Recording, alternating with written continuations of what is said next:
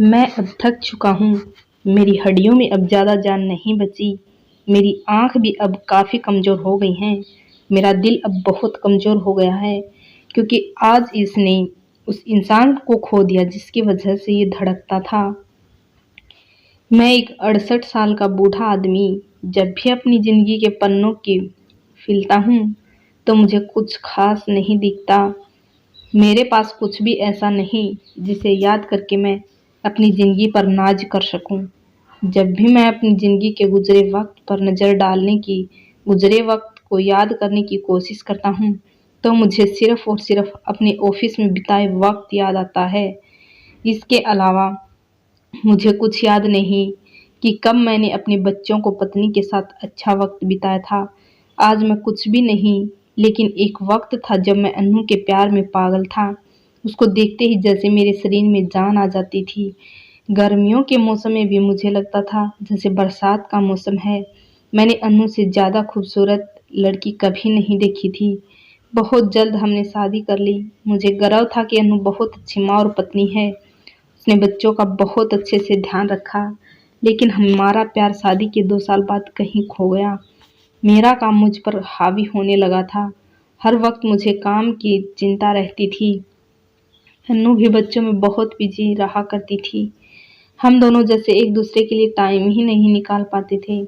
लेकिन अन्नू का वो सुबह मेरे लिए चाय बनाकर देना नहीं बदला। वो उसका प्यार जताने का अपना तरीका था, लेकिन मैंने कभी गौर ही नहीं किया। उस वक्त भी मैं अपनी फाइल में बिजी रहता था।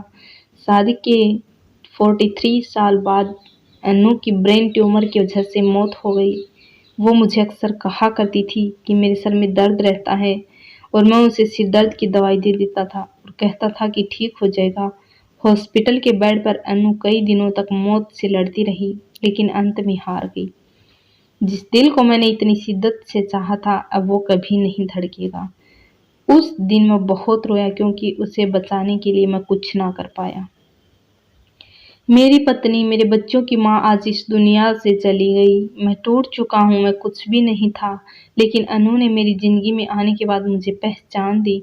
हम दोनों एक दूसरे की ज़िंदगी थे, पर मैंने अपने रिश्ते को अहमियत ना देते हुए अपने काम से प्यार किया। शायद ही मैं ज़िंदगी में खुद को माफ़ ना कर पाऊँ। उसके जाने से पहले मैं उसे कहना चाहता था कि अनु, बस एक दिन के लिए वापस आ जाओ ताकि मैं उससे माफ़ी मांग सकूं उस वक्त के लिए जो मैंने उसे नहीं दे पाया। लेकिन अब वो मुझसे बहुत दूर जा चुकी है। आज की युवा पीढ़ी से मैं यही कहना चाहता हूँ कि काम ज़रूरी है, लेकिन अपने जीवन साथी के साथ वक्त बिताना भी ज़रूरी है। आज से कुछ सालों बाद आपको अपने काम से ज़्यादा इस बात पर गर्व होगा कि मैंने अपनी पत्नी या पार्टनर के साथ कितना अच्छा वक्त बिताया।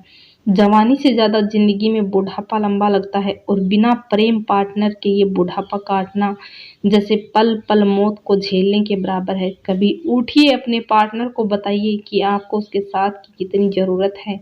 उन्हें खुश रखिए क्योंकि अगर वो खुश रहेंगे तो आप भी खुश रहेंगे और ज़िंदगी बड़ी आसान और सुखमयी हो जाएगी। धन्यवाद दोस्तों। वीडियो पसंद आई हो तो लाइक करें, चैनल को सब्सक्राइब करें।